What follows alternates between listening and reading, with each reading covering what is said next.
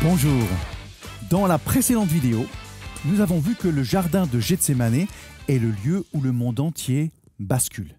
Et pourtant, à ce moment-là, les disciples dorment. Au lieu de veiller et de prier, ils dorment.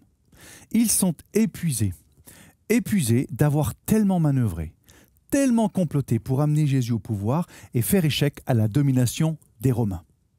Un vrai programme politique et semble-t-il une préoccupation constante chez les disciples. C'est pour ça que je vous propose qu'on s'arrête un moment sur quelques passages bibliques où l'on voit les disciples en prise avec ces questions politiques. Ok, direction l'évangile de Marc. Commençons au chapitre 8, où Jésus pose cette question à Pierre. « Qui dis-tu que je suis ?» Pierre répond, très inspiré, « Tu es le Christ. » Et même dans l'évangile de Matthieu au chapitre 16, il ajoutera, « Tu es le Fils du Dieu vivant. » C'est magnifique. C'est clairement le Saint-Esprit qui lui inspire ces paroles. Et pourtant, au verset 30, il est dit que Jésus leur commanda sévèrement de ne dire à personne ce qui le concernait. Pourquoi ? Pourquoi leur interdire d'en parler, d'annoncer cette excellente nouvelle, Jésus est le Christ, le Fils du Dieu vivant ? Aujourd'hui, nous serions nombreux à dire que cette interdiction est bien mal inspirée. On soupçonnerait même volontiers cette interdiction de servir quelques desseins démoniaques. Comment peut-on faire taire la bonne nouvelle ? Mais c'est une hérésie ! Mais nous devons nous poser la question, est-ce une bonne nouvelle pour ceux qui reçoivent le message ?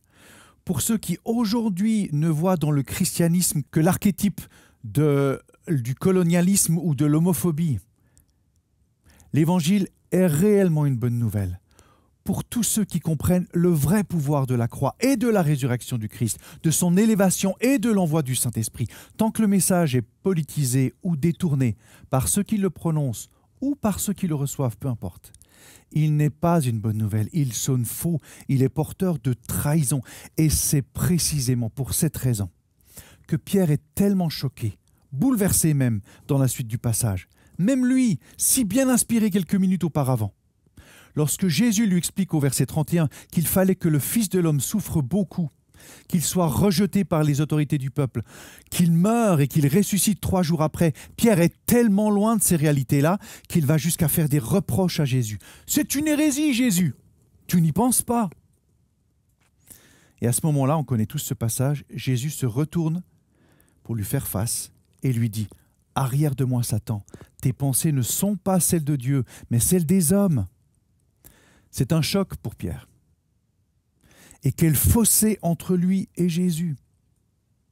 Pour les Juifs de l'époque, pour les disciples, comme pour Pierre, le Messie et le Fils de Dieu étaient des titres politiques, avec une visée politique, rien de plus ou presque. Quelle trahison du message évangélique. Même pensée humaine et même calcul politique, un chapitre plus loin, chapitre 9 au verset 33. Qui est le plus grand parmi eux ? Qui pourra les gouverner tous ? Voilà la question que se posent les disciples en cheminant. Chapitre suivant, le 10, cette fois. Rebelote, nous y voyons Jacques et Jean qui demandent à Jésus s'il serait possible pour eux d'être assis à sa droite et à sa gauche lorsqu'il serait dans sa gloire. Un peu de vanité dans cette question ? Pas du tout. Je pense qu'on retrouve ici les mêmes calculs politiques. D'ailleurs, Jésus met le doigt sur le problème. Il parle des chefs des nations, des tyrans et de tous ceux qui abusent de leur pouvoir sur cette terre parce que le rêve de Jacques et de Jean est le même. Celui de gouverner, celui de dominer, celui de prendre la place des Romains. Pour Jacques et Jean, il n'est pas question d'être assis avec Jésus dans les lieux célestes, mais bien d'occuper des trônes voisins lorsque Jésus occuperait celui d'Hérode, le trône d'Hérode. Encore et toujours, ces mêmes espoirs politiques. Et c'est dans ce contexte-là que Jésus arrive à Jérusalem pour fêter la Pâque. Un moment d'une gravité solennelle. C'est là aussi qu'on trouve l'épisode du temple où Jésus met sans dessus-dessous tout ce qui se trouve dans le temple. Mais je propose d'y revenir dans une prochaine vidéo et d'aller un tout petit peu plus loin. Reprenons donc au début du chapitre 11. En se rendant au temple, Jésus a faim. Il aperçoit un olivier et il le maudit parce qu'il n'y trouve aucun fruit. C'est bizarre. Mais il faut se rappeler qu'à cette saison-là, en avril, les oliviers pouvaient porter un premier fruit. Mais tous les spécimens n'en portaient pas forcément. C'était le cas de l'olivier que Jésus a trouvé sur son chemin. Le lendemain, en repassant devant le même olivier, les disciples remarquent que celui-ci est complètement sec, jusqu'à la racine, nous dit le texte. D'ailleurs, c'est l'occasion pour Jésus d'enseigner sur la prière, mais nous y reviendrons dans la prochaine vidéo également. Mais qu'en est-il de l'olivier? Pourquoi le maudire? Comme première réponse, je rappellerai que l'olivier est l'une des images utilisées dans l'Ancien Testament pour symboliser Israël. Israël est l'olivier de Dieu, un arbre dont Dieu attend des fruits. Les premiers fruits même, ceux d'avril, nous dit le livre d'Osée au chapitre 9. Les fruits que Dieu attend d'Israël, ce qui lui est dû en tant que propriétaire de l'arbre. Je propose de garder ça en tête et de poursuivre. Quelques versets plus loin, au chapitre 12, Jésus nous enseigne en parabole. Et il parle d'une vigne, là encore un des symboles du peuple d'Israël, planté par un propriétaire et confié à des vignerons pour qu'ils s'en occupent. L'affaire tourne mal, les vignerons s'accaparent la vigne, tuent les messagers du propriétaire et vont même jusqu'à tuer le fils du propriétaire. Là encore, les pensées humaines et les calculs politiques dominent au verset 7. Les vignerons se disent les uns aux autres « C'est lui l'héritier, venez, tuons-le, et l'héritage sera à nous. » Et ils exécutent le fils.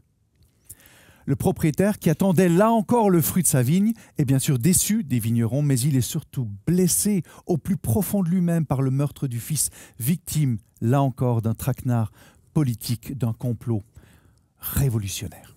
Alors, quand les Juifs religieux s'approchent de Jésus pour lui demander s'il faut payer l'impôt à César, s'il faut se plier à la volonté d'une autorité politique et militaire abusive et méchante, celle des occupants romains qui s'acharnaient sur le peuple pour le priver de sa liberté et de ses revenus, Jésus a cette réponse qui a marqué les esprits jusqu'à aujourd'hui. Il leur dit « Rendez à César ce qui est à César et à Dieu ce qui est à Dieu. » Et tout en disant cela, il tient devant les yeux de ses auditeurs une pièce de monnaie, frappée du visage de César, le Dieu vivant des Romains, l'idole interdite pour un Juif. Et en une seule phrase, Jésus leur dit deux choses essentielles. La première, rendez à César ce qu'il vous a donné, acquittez-vous de vos devoirs, et du même coup, dégagez-vous de son emprise, de la fascination qu'il exerce sur vous, de votre obsession politique, de votre rage révolutionnaire. Et il poursuit dans un même souffle. Et il dit, rendez à Dieu ce que vous lui devez en tant qu'olivier et vigne du Seigneur. Il attend de vous un fruit qui n'est toujours pas venu.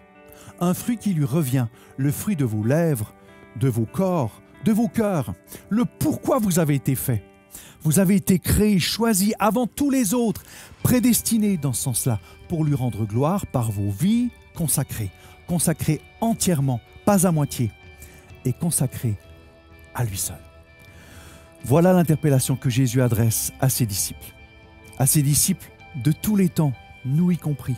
Il nous dit « Dégagez-vous des idoles qui s'accaparent l'énergie, la créativité et le temps qui me sont dus, et offrez-vous comme un sacrifice vivant, celui de fils et de filles qui refusent de servir plus longtemps, l'appétit des idoles, politiques, économiques, et qui sont prêts à offrir librement et joyeusement leur vie pour le salut du monde. » C'est-à-dire le salut que Dieu veut opérer au travers de ses enfants dans le monde. Et comme à chaque sainte scène, mourons à nos idoles qui alimentent le péché en nous et au travers de nous, et offrons nos vies à Dieu pour que naisse en nous et au travers de nous le fruit tant attendu.